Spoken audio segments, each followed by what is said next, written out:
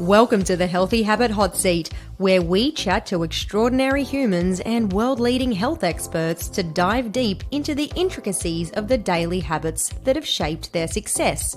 Remember, success leaves clues, right? I'm your host and resident healthy habit coach, Loz Antonenko, and I cannot wait to help you re-energize your life so you too can create opportunity, vitality, and abundance to become the master of your own incredible healthy destiny. Now, let's get into today's conversation. So, Steven J Whiteley. That's me. Thank you so much for joining me on the Healthy Habit Hotseat. Thanks for having me. Oh, it's all right. I always get really nervous when people ask me to do stuff like this. Yeah, and you've fixed your hair and everything. Look at this. Leave that alone. Shut up. I'll walk out. You got to get out first. But no, I don't really know. People ring me up and they go, "Oh, I want to talk to you. I want to hear what you think." I'm like, "Why? Why?" Even my wife doesn't want to know what I'm saying. What's the catch, right? What is your ulterior motive? And this is it. Like, I think we get these ideas that when people want to talk to us, like, what are you looking for? But we're just going to have a chat. Right. Fuck yeah. So imagine we're queuing for food at a comedy gig and we've got about 30 seconds. You know that awkward moment when you kind of want to talk to somebody, but you know, like, there's limited time? Mm-hmm. Just imagine we're in that situation and I ask you what it is that you do. What would your message be for our listeners? I get paid to tell dick jokes to roomfuls of complete strangers for very little money. And that's it? That's it. On the show. I reveal intimate details about my marriage and my personal life to complete strangers for short periods of validation to make me feel good about myself in return for coloured pieces of paper with monetary value. Isn't that the way to live life? That is almost like an analogy for perfection. So you grew up on the central coast of New South Wales. I did. But then you moved up to Redcliffe when you were 13. Yes. By 15, you'd run away from home and you spent time living between the streets and youth hostels. But I wasn't being kicked out of youth hostels for being a terror, and nowhere else would take me in. Right. Did stints on the street, friends' houses, couch surfing, just whatever you can do to survive. So you ended up in prison for a little bit? I did, for reasons that we won't go into. That's best left in the past. Excellent. Yeah, I did a stint in prison from 18 to 19. That's an eye-opener. Don't recommend it. Just watch a TV series, read books. You don't need to take the guided tour. It's shit. But yeah, did it and got that behind me.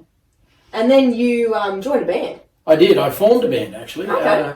What was your band called? Avant-Garde. And it was just perfect timing. It was the early 90s. And we had bands such as Nirvana, Green Day were just coming out. And they were bands, punk was, making a resurgence. And I always loved punk because you didn't have to be good. And I remember reading a review for one of our shows, and it said, and it's something that I've taken on board for the rest of my life. It said, what Steve Whiteley lacks in musical ability and talent, he makes up for with sheer enthusiasm. And I realised that I didn't have to be a great musician or a great singer or anything. I just had to put on a really good show, and the music was secondary to that. And so, we bluffed our way through for a couple of years, touring around and playing some big shows. And then after a couple of years in a van with two other sweaty, smelly, flatulent men, much like myself, I decided I'd had enough. And I was in Adelaide at the time, and I had nothing to bring me back to Queensland. And I went, well, Adelaide it is. Here I am. Yeah. And then I got a gig in a comedy club as a sound and lights tech, which is the easiest gig in the world, sound and lights tech for a comedy club. So one spotlight, one microphone. Oh, fuck, he's got a guitar. How am I going to do this? Oh, there's another knob. And ended up hanging out with the comedians and we'd all hang out after the show and have a few drinks and whatnot. And one of them, a guy called Adam Hills, turned around to me one night and said, you're you're as funny as anyone that's on stage. Get up there and have a go. And one thing led to another, and I did, and the rest is history. Yeah, right. So you've been doing comedy ever since? Yeah, since January 26th, 1996 was my... To be very specific. It's not a monumental date in my life at all. It was my first ever 5 minutes, and I jumped on, and I loved it, and I had a good set. Comedy is something that, for some reason, just comes naturally to me, and so they gave me the microphone and they gave me their attention for 5 minutes, and I just went fucking And do you have any hecklers? Not on my first gig, but heckling came later, and I actually developed a reputation in Adelaide as the heckler slayer, because I've got no fear. And my father, growing up, one of the lessons that he taught me was incorrect. But he did say that it takes a bigger and better man to beat someone with words than it does to beat him with your fists. Which is, it's nice in theory, shit in practice, because if you're a small loudmouth guy that can beat someone verbally, then big, ugly, tattooed guys will beat you physically just on sheer principle. So fucking don't. But when you're on stage and you're armed with a microphone and the spotlight, I've said some outlandish stuff to people and gotten away with it. Got into a very near fatal confrontation with a member of an outlaw motorcycle club who I won't mention, and I thought I was dead, and the security guards in the pub that I was in thought that I was dead, and then at the last minute he put his arm around my shoulder and said, "Lucky, I think you're a funny little bastard," and bought me a beer instead, and we all breathed a collective sigh of relief. Yeah, right. So you have been on the comedy scene for quite a while. I have. And you've recently enrolled to actually study to become a counsellor. A drug and alcohol counsellor, yes. Okay, so you yourself, isn't that a silly thing to say? Someone else. You, Steve. Yes. You struggled with addiction for quite a large portion of your life, actually. Well, I didn't struggle with it. I fucking embraced it. I loved it. I don't know, I discovered drugs when you're on the streets at 15, 16 years old, drugs are just there. And, I always really enjoyed just being off my face. And for a long time, it didn't even matter on what, just as long as, I think, up until only just over 12 months ago, I was terrified of being straight and sober all the time. I looked at people who didn't drink or smoke or do drugs or anything, and I was just like, what do you do? Like, what is there? And I watched an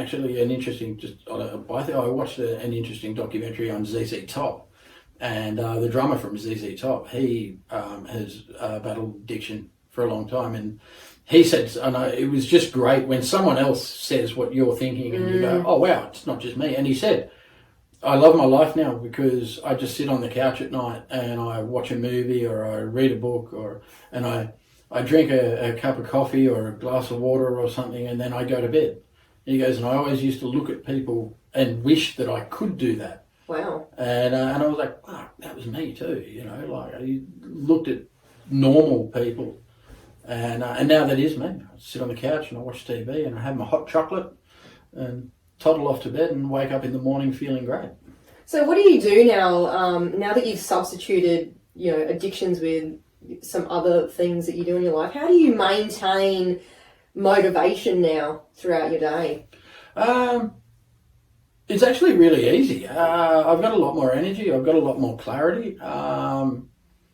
And at the risk of sounding like, born again or whatever, it's really cool to sit down at the end of the day and look back and see that you've accomplished stuff that's positive.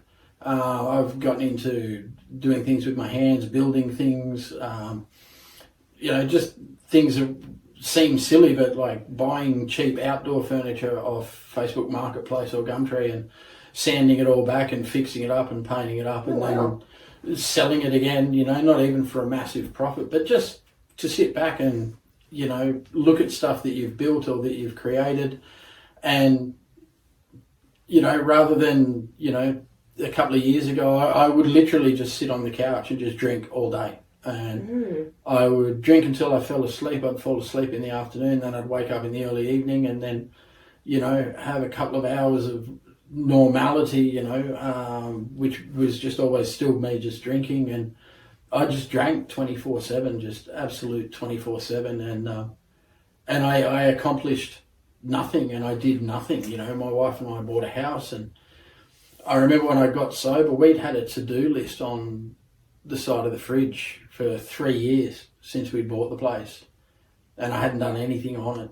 And I think within about 6 weeks of sobering up, I'd cleared that to-do list. I'd painted fences, wow. I'd concreted, I'd built things. Because that's the one thing, when you sober up, when you go from drinking 24 hours a day to sobering up, the first thing that hits you is, wow, there's a lot of hours in the day. There is just so much time. When you're waking up at 6:30, 7 o'clock in the morning and you're conscious and functioning the whole time, you're just like, so it was great when I was at home because I had all these things I could do. The thing that was difficult was being on ships, because... So these are cruise ships, so you've been working on cruise ships for... Wasn't me. Yeah. Wasn't me. But yeah, so working on cruise ships, and I mean that was part of the downfall of the drinking, because one of the things that kept my drinking and drug taking for a long time in check was having a full-time job where that you have to function for. So there was always that 8-hour period during the day, because even with my drinking, I was never, back in those days when I had a real job, I was never sneaking off to go and drink. I didn't have like a bottle of bourbon in my desk drawer or anything like that.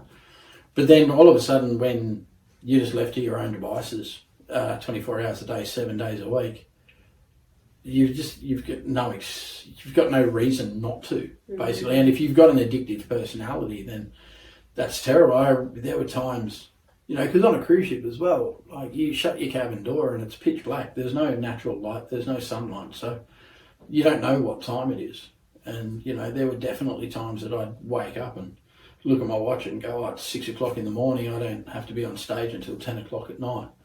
And you just grab a bottle of vodka and just drink yourself back to sleep by 10:30 in the morning, So yeah, when you come out of that. So on your journey to sobriety and being clean, what were the 3 biggest challenges you actually experienced on that journey? Well, I mean, the first one is actually getting sober, and it's getting your head. So this is the thing that people don't, people who aren't addicts don't understand, is that an addict is never going. An addict's always going to be an addict. That's the first thing to remember. Is it's there the whole time. And when you're in the grasp of an addiction, whether it's drugs or alcohol, smoking or gambling or whatever, is you don't know how not to do it. And you can't, the idea of not practicing your addiction is just so alien. Like I couldn't ever picture life without a cigarette. I couldn't picture life. I always used to think I was going to smoke pot until the day that I died. And I saw nothing wrong with that, because there's plenty of people who do. And drinking, I couldn't imagine not drinking. So the first thing is to overcome that, and to actually flip that switch in your brain to the point where you go, right, I don't want to do this anymore. The other thing to overcome, as I said, was having so many hours in the day to kill. And especially when you're on a cruise ship and you're left to your own devices. I'm completely unsupervised. There's absolutely nothing or no one stopping me from going to the bar and having a drink or anything like that. And I guess that's the third thing, is having the confidence in yourself to trust yourself that you can handle that. And I think a lot of people are scared that they can't, and they're scared that they're going to let themselves down, and they're scared that they're going to let other people down.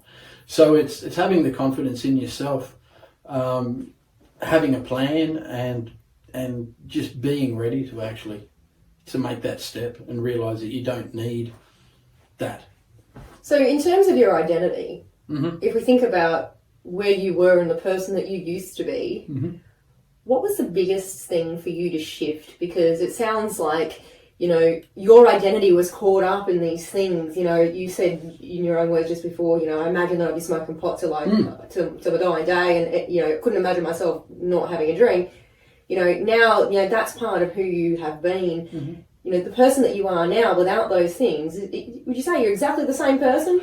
Yeah, that's the weirdest part, is that I didn't actually have to change that much. I always thought it was part and parcel of, I guess, the image.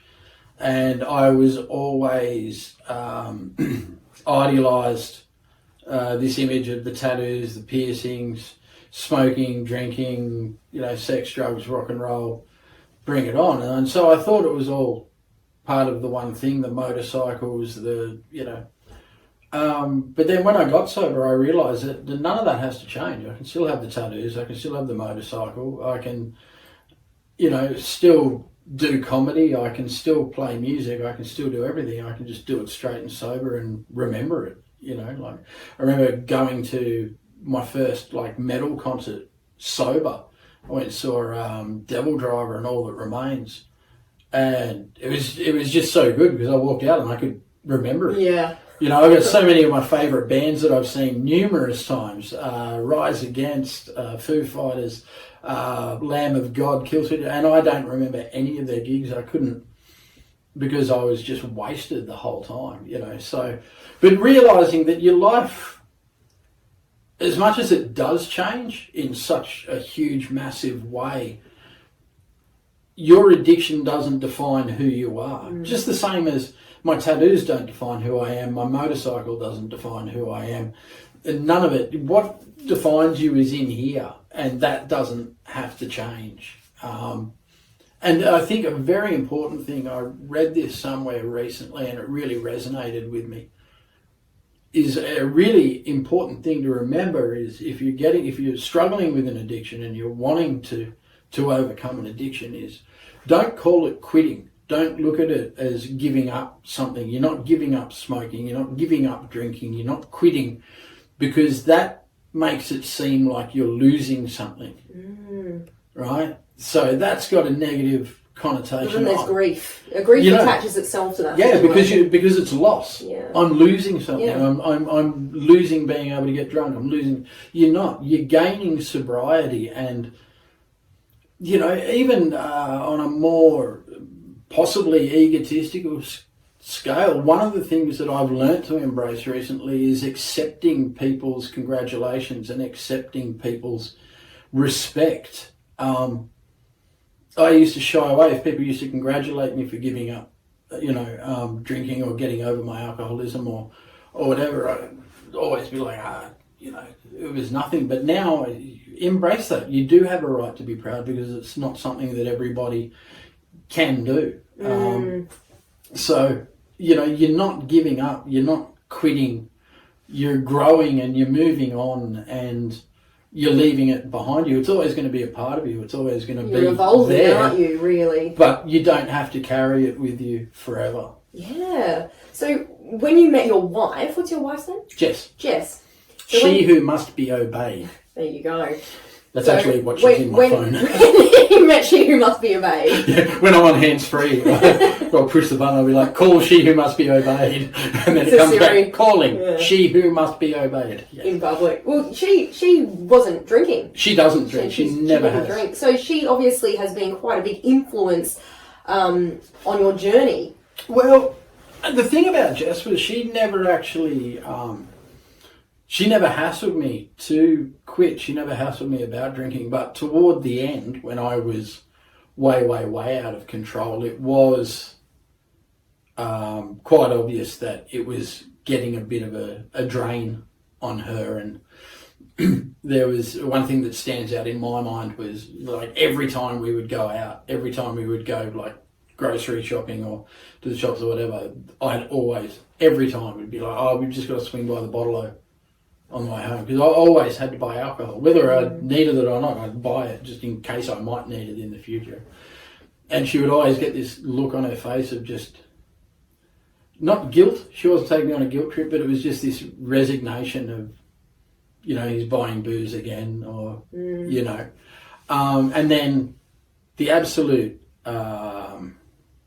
elation when it became, because for so many months leading up, even years leading up to when I finally did get sober, I was just going through the motions. I would say whatever she wanted to hear, and not just her, other people as well, just so that they'd shut up and leave me alone so I could have another drink in peace, you know. And then, yeah, when she believed that I was finally serious, like it was just obvious that she was going to be there. It didn't matter what she had to do. And I think that's one of the things that really helped me get through was, you know, realising that she didn't ask for any of this, but she took it on and she never walked away from it. And it was one of the things that keeps me. So I don't ever want to have to put her through that again, because she didn't deserve to go through it once. So, you know, she doesn't need to go through it twice. So, you know, I remember a really good friend of mine, a comedian, Kat Davidson, and her father struggled with alcoholism as well. And Kat and Mick have been paramount to my sobriety and my journey. And I remember one time talking to Kat. Kat's fantastic because she just doesn't take any shit, and she's straight down the line, and she's terrifying, and she knows it. And Kat was one of the few people who would actually raise my drinking with me when I was still drinking. A lot of people won't, because no one wants to turn around to a drunk alcoholic and tell them that they're a drunk alcoholic. Yeah. Because, let's face it, it's never going to end well. But I remember one time talking to Kat, and because I remember one time during a brief moment of clarity turning around to Jess and saying to Jess, why does it bother you? Like, how does it affect you? Because one of the many excuses that I used to use was I wasn't an angry drunk, I wasn't a violent drunk, I didn't get mad and yell and scream, I didn't punch people or punch things or whatever. I would just drink and then fall asleep, and it was a complete non-event. And I remember saying this to Kat one time, and I said to Kat, I said, I don't understand why she's getting upset. I don't see what it's got to do with her. And Kat just stopped, and she just looked at me and she went, you cannot be that fucking stupid. And I was like, whoa, what? And she goes, you seriously can't see how your drinking is affecting your wife? And I'm like, no. And she went, you're a fucking idiot. She goes, Steve, you're killing yourself. She said, and you're making her watch you do it.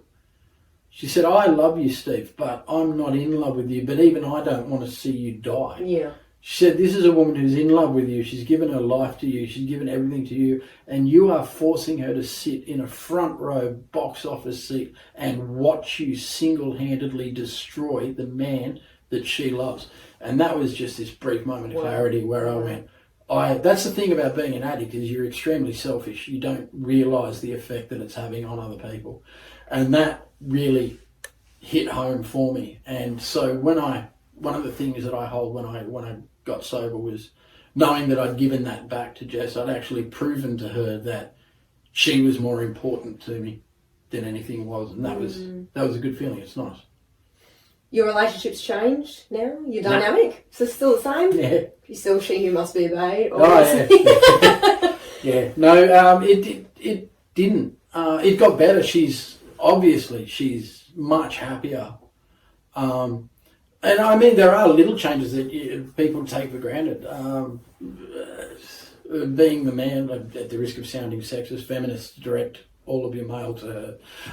But being the bloke, where blokes drive, you do the driving. Man, that's the way it is. And for years, I couldn't, because I was always over the limit. And so just, you know, when I got sober, just threw me the keys. She's like, you're driving. For the rest of your life. Yeah, pretty much. Well, you got 4 years to make up for. But little things like that, you know, and it's great to just have that normality, you know. Yeah. Even going back to sleeping in the same bed, we slept in separate beds because I wanted to keep drinking throughout the night. And just little stuff like that that normal people take for granted, but then when you've taken that away from yourself and you then get it back, it means the world. You obviously have had some pretty dramatic shifts in your life over the last couple of years, and and a lot of comedians actually use humour, and comedic expression to deal with, confronting realities and challenging situations. When you've been prepping for a gig now sober, how have you channeled your vulnerability into humour? I guess to a certain degree one of the exceptions to the rule. I don't talk about the heavy stuff in my life on stage. Mm-hmm. Not because I'm ashamed, but I'm more than happy to sit down in person and talk to people about it within reason. But to me, comedy is comedy. And so the number one rule of comedy is it's got to be funny. You can talk about whatever you want on stage, and there are comedians out there who have made careers out of talking about their own personal struggles and their own personal battles and stuff like that. With mine, I haven't found a way to make it funny yet. And so for me, my comedy isn't therapy for me. If I ever, I've had a lot of other comedians. You've lived quite an extraordinary life, and you've said it yourself, using your story and maybe using that as a powerful message to help other people overcome some of the challenges in their life is something that you might do one day. Oh, definitely. The number one piece of advice that I would give people if I had to, and I hate Nike for stealing it, but it's just such a powerful message. Just do it. It does sound like something shitty that you read on, the bargain bin out the front of a card shop or something like that. But today really is the first day of your life, and you can change, and you can change your life. And there are plenty of people out there. Fuck, don't just listen to me. There are plenty of people out there who can swear to that. But the first thing that's got to change is your attitude, and you've got to start believing it. Thank you so much. No worries. Thanks for having me. Yeah, well, we'll talk to you again in the next episode where we're going to dive a little bit deeper into some of your daily habits that we just spoke about, we touched on. But thanks, Steve. No worries. Thanks for having me. No worries. Thanks so much for joining us this week on the Healthy Habit Hot Seat. Make sure to visit lozlife.com, where you can subscribe to the show in iTunes, Google Podcasts and Spotify so you'll never miss an episode. While you're at it, if you found value in this show, I'd be stoked with a 5-star rating on iTunes. Better still, tell a friend and share the love. If you loved this episode, you might want to check out my book, The Healthy Habit Handbook, available in soft cover, ebook and audio form on Amazon, Barnes & Noble, Balboa Press and all good bookstores. Be sure to tune in for our next episode for your fortnightly dose of inspiration from some of the world's most successful and healthy lifestyle masters. Remember, stay inspired. I'm Loz Antonenko, and ciao for now.